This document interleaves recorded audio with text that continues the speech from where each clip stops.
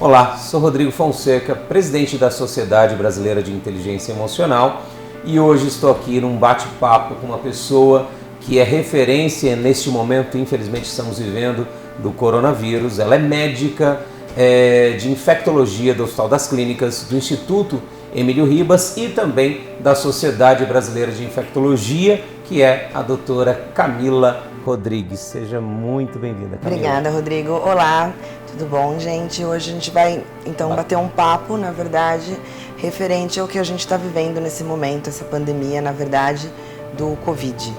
Bom, Camila, primeiro, obrigado pela sua presença, pelo seu tempo, pela sua disponibilidade em ajudar, porque esse vídeo, a intenção é que chegue no maior número de pessoas possível para ajudar tanto do meu lado a parte emocional, quanto do seu lado também a parte física, né? Sim. De fato. Então, primeiro, qual que é a sua visão, Camila, como médica, infectologista, do coronavírus? O que é o coronavírus para você como médica infectologista? Na verdade, o coronavírus, o que está hoje atualmente, né, que é o SARS-CoV, como ele foi denominado, tá? Que é coronavírus e que causa a doença, que é o Covid, na verdade, né? Coronavirus Infectious Disease, tá? Por isso que é o nome da doença Covid. O que acontece? O coronavírus, na verdade, nós temos mais de 180 espécies de coronavírus que eles já estão flutuando, que já estão presentes no nosso planeta, nos animais, tudo isso. A gente tem em torno de 5 a 6 espécies, na verdade, que causam problema no ser humano, que é a que a gente sabe, a SARS, que a gente teve em 2002, que foi principalmente na Índia, tá? E o MERS, que foi a Middle East Syndrome, que foi na Península Arábica, em torno de 2016. E agora esse novo que surgiu agora, que foi descoberto, né, na China, agora em Wuhan, na Península de Hubei, que é esse novo coronavírus que a gente percebeu que ele também tem a questão de ser patológico para o ser humano. Então acho que nesse momento surgem muitas dúvidas, surgem muitas fake news, na verdade. Uma coisa que eu vejo é que as pessoas, assim, todo mundo quer muita informação. E acho que todo mundo precisa de muita informação. Mas tem que focar, eu acho, nas principais. Eu acho que você tem que focar em locais que são confiáveis. Então, assim, a própria questão do Facebook ou do Instagram da Sociedade Brasileira de Infecto, que é SB Infecto, eu acho que ali você tem grandes pessoas conversando, falando, expondo e tentando, na verdade, falar o que é verdade, que não... Uma fonte de informação fidedigna. Confiável, exatamente. Eu acho que ali é uma questão que é muito confiável, sempre procurar informações confiáveis. E não o áudio que foi passado do WhatsApp. Isso tudo gera um pouco de pânico. Eu entendo que todo mundo está em pânico, eu entendo que a gente desde o dia 11 de março, a OMS declarou um estado de pandemia, porque há anos a gente não tinha, na verdade. Pandemia o quê, doutora Camila? Que todos falam pandemia, mas ninguém sabe. Eu gosto de brincar, desengravidar os termos. Na verdade, pandemia significa uma epidemia que está em todos o globo terrestre, na verdade. Então, todo o globo terrestre está acometido dessa doença, na verdade. Não tem nada a ver com pânico, com nada. Não, pandemia não é de pânico. Pandemia é de de Pangeia, de globo terrestre, na verdade, de terra. Não é de pânico. Então, pandemia não é de ai que pânico. Não, gente, isso a gente tem que tirar totalmente. E acho que o pânico nesse momento é a pior coisa que a gente pode ter. Eu acho que esse é um momento que a gente tem que ser solidário. Que a gente tem que pensar que tudo é uma questão de contingência, uma questão de novidade para todo mundo, tanto para nós como médicos infectologistas. A cada dia, não vou falar nem a cada dia, a cada hora a gente está aprendendo, a cada hora a gente tem notícias novas, a cada hora tem papers novos, tem trabalhos novos, a gente vai aprendendo. Então é óbvio que a gente também não vai ter resposta para tudo nesse momento. Uma coisa importante que você falou, Camila, que eu quero abordar aqui é a questão do pânico, né? O pânico nada mais é do que um medo excessivo no ser humano, na humanidade aí. E esse medo excessivo, e depois eu quero até que você colabore com a sua visão médica também, ele causa o quê? Uma baixa da imunidade. Né? Porque existe um estímulo excessivo aí de adrenalina, de cortisol no organismo, e isso acaba deprimindo ou diminuindo a nossa imunidade. E que isso favorece, a meu ver, e eu quero até a sua confirmação, a meu ver, como um especialista em inteligência emocional, facilita a entrada do vírus dentro de um sistema físico que está com as suas guardas baixas. É isso mesmo, doutor? O que a gente observa, na verdade, é que o pânico, na verdade, causa desespero nas pessoas, que eu acho que leva a alguns comportamentos que não são adequados momento. Sim. Que não pensar no outro, eu acho que é uma coisa muito importante. Então a gente tem visto essa corrida aos supermercados, essa corrida de álcool gel, essa corrida do papel higiênico, né? Sim. E eu já vi cenas assim de brigarem por álcool gel. E, tipo assim, Brigarem por papel higiênico. Gente, por que brigar? Eu acho que esse momento é o momento da gente ser solidário. Eu acho que a gente, tipo assim, eu tenho 6 álcool que eu comprei gel, então eu vou me pegar, vou dar 3 para você que você precisa, 3 para mim também. Então acho que é um momento solidário. Falando nisso, pessoas de alto risco, doutora Camila, quais são de fato as pessoas que têm um alto risco de contaminação e de problemas decorrentes do coronavírus mais sérios? Então, na verdade, o que a gente tem visto pelos trabalhos que estão sendo publicados, principalmente a China, é a grande produtora dos trabalhos, né? Porque é que teve a primeira experiência. Então, a gente observa que, de forma geral, 80% a 85% das pessoas, elas acabam tendo um quadro mais leve. Porém, a gente tem os outros 15%. Esse quadro mais leve é o quê? O quadro mais leve, o que a gente vai ter? A gente vai ter um quadro de febre, os sintomas... Febre baixa ou febre alta? Na verdade, acima de 37,8 que a gente preconiza como febre. Já é febre. Já é febre. Quando você medir acima de 37,8 é febre. E o que os trabalhos têm observado como são os 3 principais sintomas? Febre, tosse e também dor no corpo, alguns sintomas menos frequentes. Coriza, dor de cabeça, dor de garganta. Em alguns casos tem também descrito diarreia também. Então esses são os sintomas mais comuns, eles podem ser sintomas bem brandos, inclusive uma febre mais baixa, 37,8, uma tosse leve, uma coriza leve, muito semelhante, vamos dizer, a um quadro de gripe do H1N1 que a gente está mais acostumado. Sim. E a gente vai ter as pessoas, que são essas que eu falei, que são de alto risco, principalmente idosos, principalmente acima de 80 anos. Mas acima de 60 anos, a gente já tem um aumento de mortalidade em termos de 4%. Acima de 70 anos, a mortalidade é 8% mais alta. E acima de 80 anos, em torno de 15%, de 10% a 15% mais alta. Legal. As pessoas que fazem uso de algum imunossupressor, como metotrexate, corticoide, algum dos outros monoclonais para artrite reumatoide, as pessoas que têm problemas cardíacos, que estão descompensadas principalmente, não aquela pessoa que tem uma hipertensão leve, toma remédio, está tudo bem. As pessoas que já têm problemas que são asmáticas ou bronquites, que estão descompensadas, que têm um controle mais difícil, também tem mais alto risco. Não é que tem, é quem está descompensado, isso é importante. Na verdade que tem um quadro mais severo, porque você tem alguns quadros, por exemplo, de asma que são mais difíceis, precisam de mais corticoide, inalatório ou orais para a gente controlar. E a gente tem quadros mais brandos que estão extremamente controlados. As pessoas que são transplantadas, as pessoas que têm algum problema de imunossupressão, seja porque estejam fazendo quimioterapia, radioterapia, as pessoas...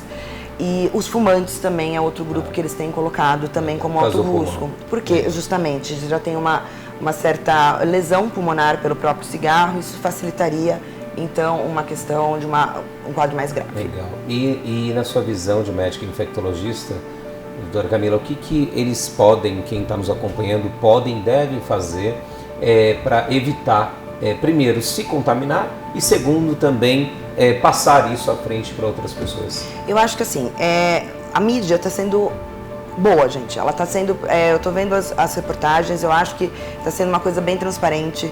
Eu acho que a gente tem que tirar aquela questão da teoria de conspiração, que tipo, estão tentando matar a gente, que esse vírus foi colocado na comunidade para matar a gente. Não. Ele aconteceu e a gente tem que saber lidar com isso da melhor forma possível. Então, eu acho que a mídia está sendo bem transparente. Como eu falei, tem os canais que estão orientando. E, basicamente, em todos os lugares que a gente tem visto, o que a Organização Mundial de Saúde preconiza, o que o CDC, que vamos dizer assim, é a Vigilância Epidemiológica dos Estados Unidos, também está preconizando. Primeira coisa, gente, etiqueta de tosse. Ou seja, a gente não pode tossir no amiguinho. A gente tem que, na verdade, tossir principalmente no antebraço, justamente para você não tossir na mão. Por quê? Porque esse vírus, além dele ter essa transmissão, que a gente fala pelos perdigotos, transmissão por gotículas, quando a pessoa tosse, esse vírus também fica na superfície. E daí a pessoa vai lá e põe a mão lá, e ela pode se contaminar mesmo se a pessoa saiu de um ambiente, tossiu nesse ambiente, você vai lá, você não entrou em contato com essa pessoa, você põe a mão nesse ambiente. Então isso é muito importante. Então, por isso, lavar as mãos sempre. Quando entra no transporte público, quando sai do transporte público, quando entra no trabalho, quando chega em casa, em todos os momentos que você puder lembrar. Se não der para lavar as mãos, álcool gel. A gente já tem visto isso. Outra coisa muito importante é também a questão de você, se você tiver com sintomas gripais, tudo, fazer o que a gente chama de um isolamento compulsório. Mesmo que você não tenha febre, mas você está com o nariz escorrendo, um sintoma gripal, conversar com a sua empresa, tudo, e tentar fazer um isolamento nesse momento, até melhorar esses sintomas. Mas não correr pro... qual é o ponto que a pessoa deve ir ao hospital para não prejudicar outros que precisam de fato do Então, eu tratamento? acho que isso daí é um ponto muito importante, porque todo mundo está ouvindo o termo achatamento da curva, né? E muita gente não sabe o que esse termo é achatamento da curva. Então, assim, eu acho que isso é um ponto importantíssimo. O que a gente observa? Se a gente tem um grande... Eu quero explicar a curva para explicar o porquê que o isolado. Por que estão fechando o shopping hoje, porque os ônibus vão ser, a partir do dia 29 no ABC não vão estar lá, tudo isso. A curva, quando a gente tem algumas epidemias, a gente também, além dos números de casos que eles vão subir exponencialmente, a gente tem um limite do serviço de saúde, seja serviço de atendimento, seja saúde público ou privado. E se a gente passa desse limite, as pessoas que verdadeiramente precisam, a gente começa a entrar num colapso do sistema de saúde, que é o que está acontecendo na Itália. É o melhor exemplo. Lá não tem respirador, a China mandou agora, oxigênio, tendo falta de leitos de hospital, leitos de UTI, e o que o Brasil está tentando fazer? A gente está fazendo um plano de contingência, que é um plano para evitar que a gente chegue a esse limite.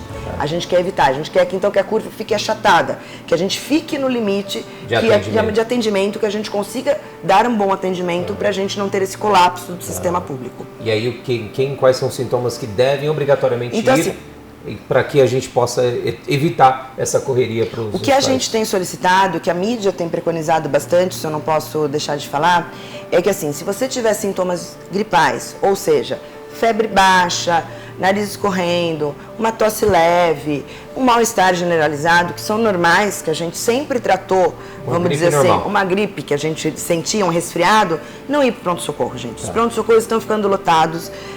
A gente vai ter, para quem a gente vai coletar o teste para saber se é o Covid positivo ou não, não é todo mundo que vai estar, a gente vai ter critérios para essa coleta.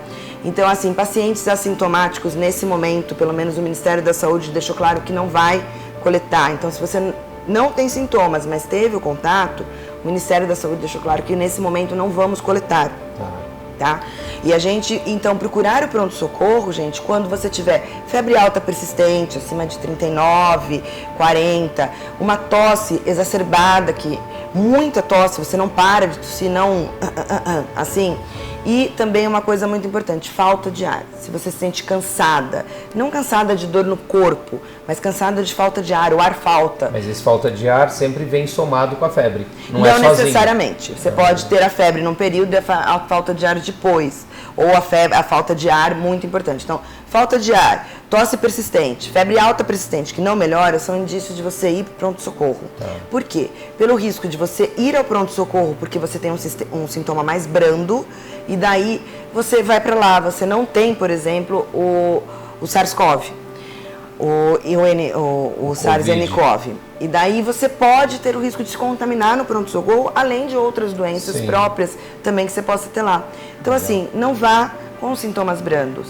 Vá, claro, quando você precisar. O sistema vai estar preparado para você, gente. Só que vá quando precisar. Por quê? Como a gente tem essa questão das pessoas que têm um risco maior de mortalidade, a gente tem que estar muito preparado para essas pessoas, tá? Então, é óbvio, se você estiver se sentindo com essas que eu falei, tosse persistente, febre alta e falta de ar, vá ao pronto-socorro, se necessário, claro, vai ser internado. Não significa que ninguém vai... Não, se houver necessidade, será. Mas vá... Só se houver necessidade. Só se houver necessidade. Como a mídia está falando e toda vez o nosso ministro da Saúde, Mandetta, está falando, o Davi Wipe, que é o nosso secretário de Saúde, todo mundo está, na verdade, batendo bem nessa tecla. Legal, importante isso. E acho que uma coisa que a gente tem que colocar é a questão da gente proteger a população vulnerável. Eu acho que nesse momento, gente, a gente tem que proteger nossos idosos. Principalmente. Então, assim, Eu sei que é difícil, mas nesse momento as avós que cuidam dos netinhos não terem contato com as crianças. A gente sabe que as crianças têm menos sintomas ainda, são mais assintomáticas ainda e podem estar transmitindo, tá? Então deixar a avó lá, a gente fecha um pacote para ela ficar assistindo TV, alguma coisa assim. Sim. A gente liga, faz FaceTime com ela e evita aglomerações com essa pessoa. Por exemplo, ir na missa fechada, eu acho que é uma coisa que não é legal. Sim. Diferente dela encontrar uma amiga dela do prédio, que está super bem, obrigada, para jogar uma partidinha de buraco. Aí tudo bem. Tudo bem, porque ela é a amiguinha. Não precisa se isolar do mundo. Exatamente, total. Mas poucas pessoas, uma ou duas. Outra coisa importante, se você tiver com sintoma gripal, não visite essa Ninguém. Pessoa, Sim. Principalmente. Então faça um FaceTime, mande alguma coisa sei lá, pelo algum aplicativo, sim, mas não a visite no seu momento. Então eu acho que é um momento agora que a gente tem que cuidar da nossa população vulnerável e cuidar dos nossos idosos. Lembrando assim que nossos pais, nossas mães que estão no momento de acima dessa faixa etária que eu considerei como mais vulnerável, cuidaram da gente todo esse período. Então acho que esse momento da gente retornar isso para eles e devolvê-los, na verdade. Isso. E também, se você tiver aquele seu vizinho mais idoso, tudo, a gente tem visto isso em muitos prédios, acho isso muito interessante, que a gente está aprendendo a ter solidariedade. Sim, graças a Deus. Então, assim, ser solidário com o próximo, gente. Então, aquele seu vizinho que, se você sabe que não tem família, tem mais idade, precisa de alguma coisa da farmácia, se oferece para ele, telefona para ele, vai lá e bate ajuda ele, deixa a compra para ele lá, para você não entrar em contato também com ele, né? Então, acho que assim, a gente tem que ser solidário. Legal. Eu acho que esse é um ponto que a gente, nesse momento, não tem que fazer histeria, não tem que fazer pânico. Na verdade, a gente tem que entender que a gente é uma comunidade, que a gente tem que ser solidário e a gente tem, nesse momento, que ajudar o próximo. Não tirar tudo do supermercado. Por exemplo, uma pessoa que tem mais condição, vai lá e estoca álcool gel, macarrão, tudo, papel higiênico, tudo. Se a gente não tiver uma reposição adequada e as empresas... Vai começar a faltar. Se começa a faltar, vai começar a ficar mais caro. E a pessoa que não tem tanta condição de você, que não tem tanta condição de compra. Então a gente tem que pensar na comunidade, tem que pensar coletivo e acho que tem que ser solidário nesse momento. Esse é o ponto, eu entendo, Camila, da principal coisa, é um dos pilares da inteligência emocional, que é a empatia. Exatamente. Né? Que o ser humano ele não aprendeu pelo amor, ou seja, na boa, a desenvolver essa empatia, ou seja, a conexão, estamos conectados um ao outro, né? Por mais que estamos em corpos diferentes, mas hoje o coronavírus aí, ou o Covid, veio nos mostrar o quanto nós estamos conectados, né? E que um pode passar tanto o Covid, né, o corona, como também pode ajudar um ao outro, né? Então é um momento para a gente parar e ver o como e o que eu posso fazer pelo outro, né? Até essa proteção, autoproteção, em não visitar, como você bem disse, os idosos, né? Isso é uma empatia muito grande por aqueles que estão numa zona de risco, né? Sim. E a gente tem outras formas, na verdade, de estar presente na vida deles. Graças a Deus a gente tem hoje a tecnologia, mas se não fosse anteriormente um telefonema, tudo. Mas eu acho que nesse ponto a gente tem que evitar as aglomerações. Eu acho que o que está sendo feito em relação do isolamento social, o porquê, como eu estava falando da curva, o isolamento social, que é, na verdade... Que ajuda a diminuir, né? Você, na verdade, você mantém as pessoas... Não é que a gente, deixando as pessoas isoladas, elas vão, na verdade, evitar de ter o vírus. É que a gente quer que elas se contaminem, por exemplo. É que se houver essa contaminação... Não se espalhe. Que ela seja de maneira progressiva dentro do que os serviços de saúde conseguem absorver. Então, por isso que essas medidas que estão sendo feitas foram as mesmas que foram feitas na China. E agora a gente tem visto 2 dias consecutivos que a China tem registrado ontem um caso e hoje um caso. Que são casos de transmissão comunitária que a gente atualmente está no Brasil, em São Paulo e no Rio principalmente. Então, assim, a questão do isolamento está sendo posto, fechamento de shoppings, tudo isso, é para evitar a circulação demasiada de pessoas e com que muitas pessoas se infectem ao mesmo tempo, muitas procurem o serviço de saúde e que o serviço de saúde colapse. Então, a partir do momento que você faz esse isolamento, que a gente chama de social, você vai ter, claro, que as pessoas que serão infectadas, isso não vai impedir que... Então, não vai impedir que a gente não seja infectado em algum momento, mas pelo menos que a gente tenha uma progressão, vamos dizer assim, ordenada disso e a gente consiga que isso caiba dentro do sistema de saúde e ninguém fique desassistido de nenhuma forma. Então isso tem um motivo, esse motivo é importante que vocês respeitem isso. Quem não precisar sair, quem puder trabalhar de casa, não é o meu caso, mas assim, quem puder, trabalhe de home em casa, faça remoto, fique em casa. O isolamento social é uma coisa muito importante, eles não são férias, tá? Eles são para você ficar em casa, trabalhando quietinho, trabalhando, assistindo TV, mas não fazendo festa, não indo pra praia, não indo pro shopping, que agora também não vai ter mais shopping, que o Dória acabou de falar que não vai ter fechamento de shopping. Mas é isso, é pensar na coletividade, é pensar na comunidade. O isolamento social é uma coisa que a gente precisa que cada um faça justamente para o bem da comunidade. Legal. Qual a última palavra que você quer deixar aí para quem está nos acompanhando, Camila, como médica infectologista? Eu acho que é o seguinte, a gente está num momento conturbado, nem em todo momento nós vamos ter todas as respostas, porque a gente está aprendendo a cada dia, mas eu acho que o que a gente tem no momento está sendo muito bem passado.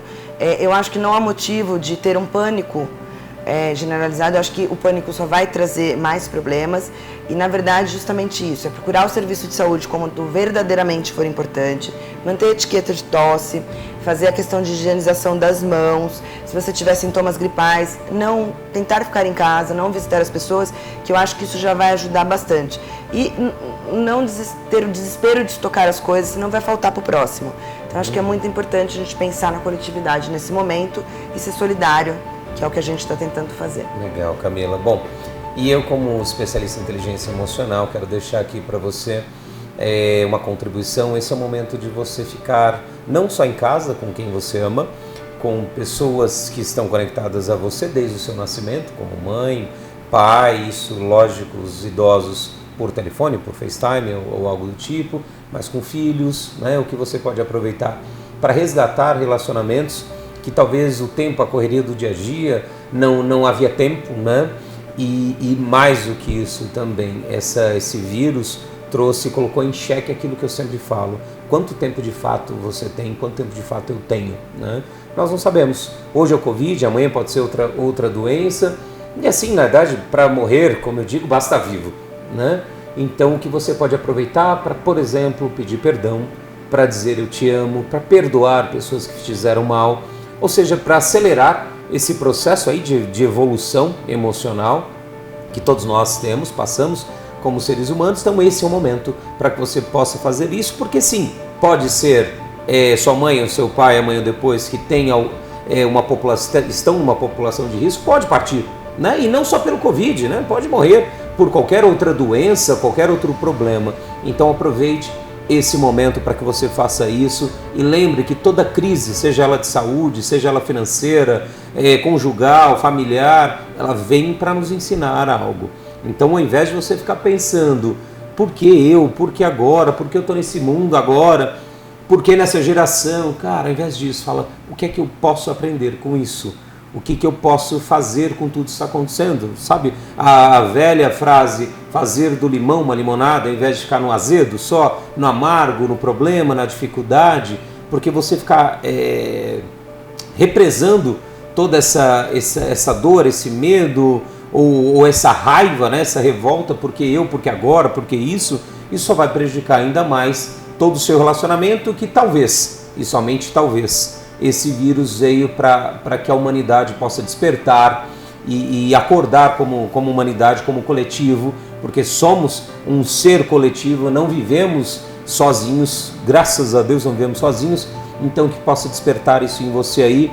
E lembrando também a última mensagem para você, outras crises aparecerão, e mais importante do que outras crises que aparecerão, como você estava preparado para essa crise, né? Como você se preparou fisicamente, como você cuidava da sua saúde, como você se preparou profissionalmente, financeiramente, como você cuidava das suas finanças, do seu trabalho, como você se preparou espiritualmente, emocionalmente, como você cuidava do seu lado espiritual, seja ele qual for, e das suas emoções, porque agora é a hora que vai vir à tona, talvez tudo aquilo que você não queria enxergar, vai vir à tona. Então ou você para olhar, para enxergar, para perceber histórias de vidas que estão aí arraigadas em você, ou isso infelizmente vão aparecer outras, muito provável, e vai colocar em xeque novamente a sua vida, a sua sobrevivência e pessoas que você ama. Então tá aí a minha mensagem de colaboração para todos vocês que estão vivendo aí esse mundo, e conte conosco. Em breve nós vamos também compartilhar coisas para ajudar vocês a passar por essa turbulência de forma emocionalmente equilibrada. Então eu quero agradecer você, doutora Camila Rodrigues, mais uma vez reforçar. Ela é médica infectologista do Hospital das Clínicas aqui de São Paulo, do Instituto Emílio Ribas, membro da Sociedade Brasileira de Infectologia. E quem precisar de informação, busque a SB, nós vamos colocar em algum lugar, a SB Infecto, que é a sociedade, é o Instagram da Sociedade Brasileira de Infectologia. Lá você tem informação segura, informação de confiança, né, confiável, para que você possa se orientar da melhor forma possível. E muito obrigado, Camila, por tudo. E você, muita luz, muito amor, que você possa usar esse momento para refletir, para evoluir e para contribuir com o próximo. Beijo para você e até a próxima.